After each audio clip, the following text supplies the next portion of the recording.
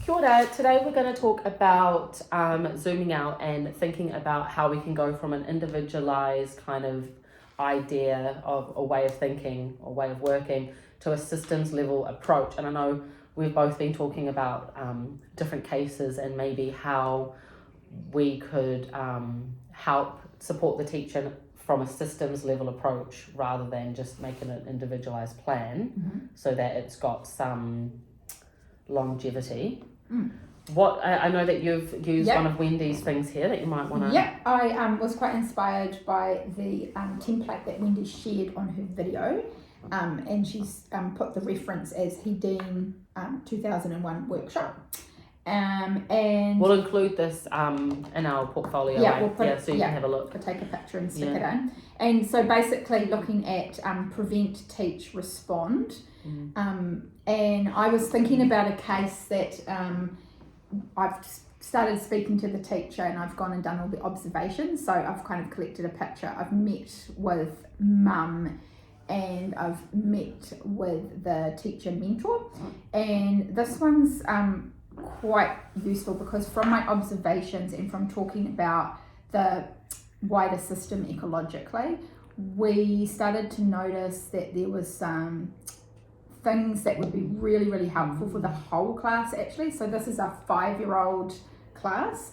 And just watching this particular student, I could see that when there was verbal instructions given, that was really difficult. But then I also noticed that there was quite a number of other students struggling with the same thing. And this teacher happens to be a BT, so and she hasn't done IYT before. She's still learning, And so there was, although she knew about Give Me 5, right? She didn't actually have it up. No. So it's quite different from knowing about something and actually having it visible all the time. So and the children can So some of the things that we looked at was, because initially this is an individual case, and so we're looking at a more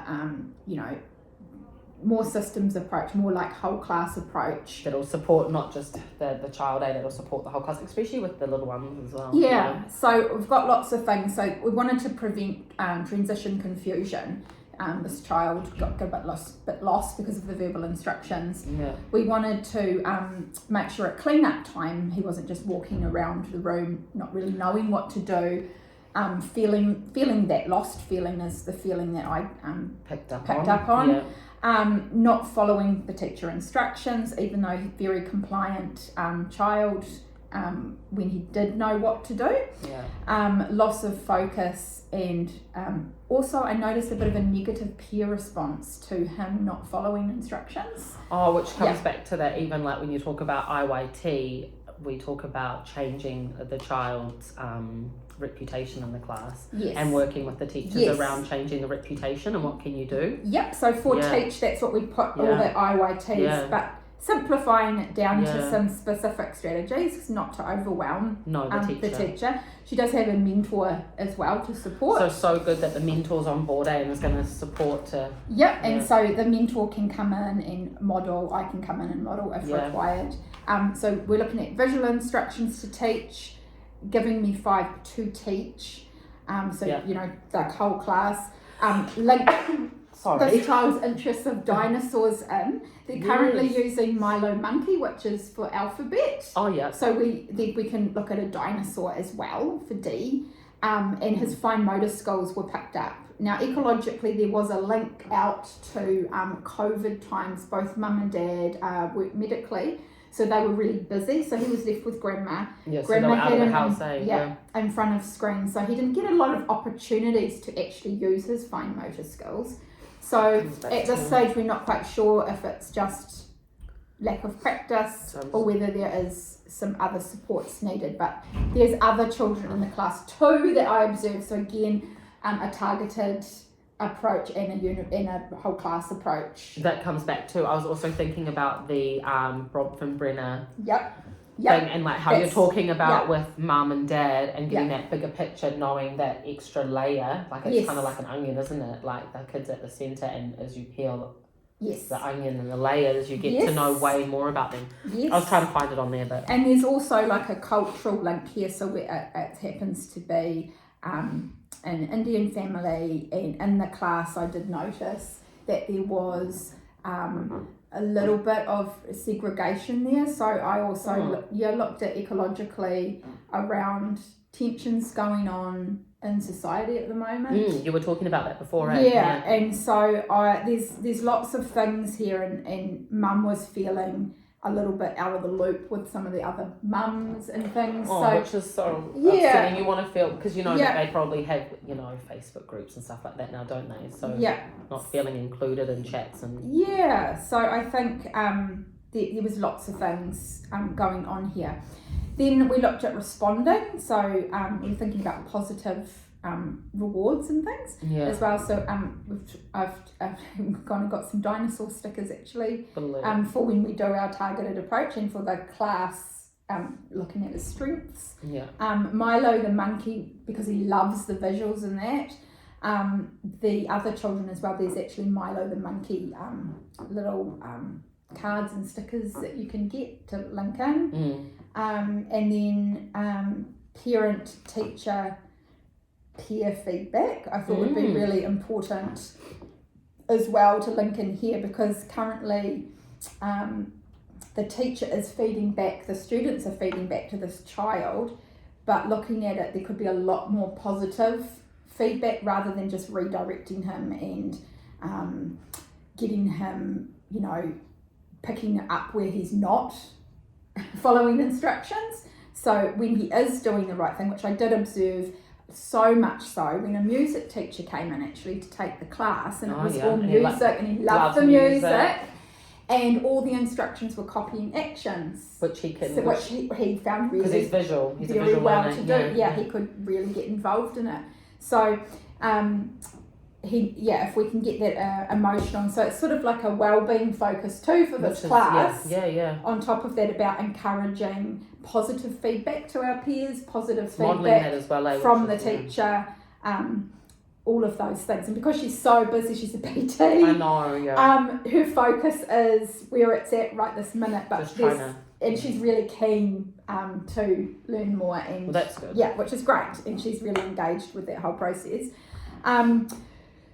To reduce the negative and undesired, I was thinking around proximal praise. So again, IYT, copying teachers' games and visuals for following instructions. So because you know he likes that. Lots of visual cues. That's cool. And close proximity, so he can see what's going on with the visuals that she's using, and that the hand gestures can be seen. So there's lots there, and we'll add to this again because we're meeting again soon.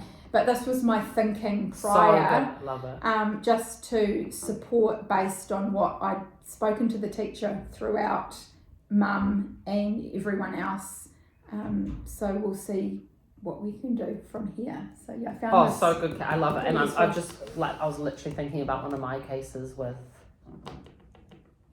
he's kind of I think this would be quite good to do with him as well, and also just to see, I don't know, just writing down all the strategies, I think it comes from the process. So when I thought, I'm just starting this, and what you want to prevent, would like to, I've got all these things that I know about, but then when you start putting stuff down, it becomes really clear, and it's actually like a really good template that you can actually go, okay, so this is what I'm doing to prevent this. This is what I'm actually teaching. So that's what I've got to focus on. No, it made me how think I'm responding and what I can do to reduce the negative or undesired. So it's very, very clear. Yeah, it is. It's made me think about my one, because also writing it down like this, I find, with the documentation, which we did talk about, that's another module, but with the way that we document stuff, I also find that's way more clear, because otherwise you're just kind of bullet pointing everything and it's in different places, whereas this is quite succinct and you can see, okay, this is what I want to prevent, this is what I want to teach, and how am I going to get there? Yes, and when we're coming in to monitor, this teacher's going to know exactly, okay, so what's my next step? Okay, this is what I'm doing, this is what I need to do more of, I haven't quite got to this bit yet. Oh yes, I've noticed when I do praise other children around him, that it then does have an effect. Yeah. Or, oh no, I've noticed I Yes. haven't been doing as much of this. Yeah. And good for especially a BT as well, like visual, and not in this. If I got given that, I wouldn't feel stressed out. Yeah, because it's simple, eh? Yeah, it's super simple. You've done it really well. Like I think also for BTs, like they're so busy. They're trying to figure out what to, like the curriculum and all the things they need to cover, especially with the little ones. And then you've got on top of. Yeah.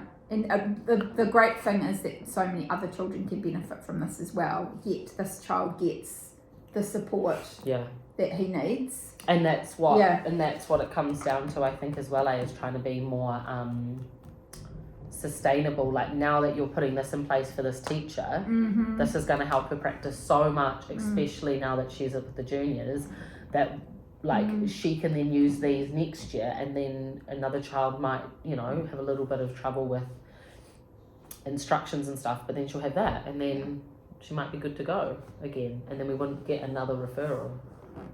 Which is what I was thinking of when I guess there are some where it needs to be individualized, but that's where that universal Design for learning. No, the other one we were just talking about, it goes with the 3 layers, universal, individualized. Yeah. There is some need for that. Yeah. There is some need for that individualized. Yeah. But you've hit it there too with his interests. Yes. And other kids will be interested. And in other dinosaurs. kids are, and they're interested in the other animals. So although he's interested in his dinosaurs, they could have their animal. And that might bring some friendships with him as well. So some understanding of that they're all like got the same kind of interest. And he's got the knowledge there, so then that he can teach. That will increase his money with the kids, because they'll be like, oh, he actually knows about what this dinosaur's called, and he knows this and he knows that. So I thought that would be really good, and it would create conversation, because we were talking about possibility of sensory kind of handwriting things, and maybe cutting out the tops of dinosaurs, how they go like this, like the fine motor, because using scissors is one of his things he hasn't had experience with yet, but there's again other children that can join him with that, especially and we can say, what kind of dinosaur has this back, and then he probably knows, and then brings out conversation, and that is taking it from just individualized into targeted, and then the whole class developing that praise, which hopefully will help him feel like he is belonging and important in his class and respected. And when you create that environment for the kids, then they all start using that same language with each other, and it becomes like a way more friendly environment. And that's what you feel when you go into someone's classroom. Like like when they're talking to each other, the way that you kind of talk to them. Cool. Very cool. Thank you.